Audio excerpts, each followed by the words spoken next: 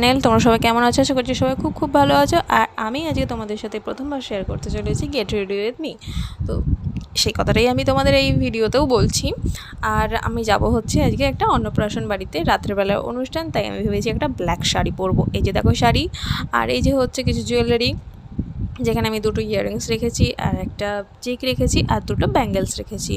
তো চলো এবারে ঝটপট করে শাড়িটা পরে নিয়ে আবার তোমাদের সামনে চলে আসছি। তো দেখো আমি শাড়ি পরে চলে এসেছি, আর শাড়িটা আমার উপরে খুব সুন্দরও লাগছে। আর এখানে আমি একটু কনফিউজ দুটো ইয়াররিংস নিয়ে, তাই দু কানে দুটো পরে দেখার চেষ্টা করছি, বোঝার চেষ্টা করছি যে কোনটা আমার উপরে ভালো লাগবে। তো অবশেষে ব্ল্যাক পলিশ ইয়াররিংটা পরে নিলাম, নিয়ে তারপরে গলার চিকটা পরলাম।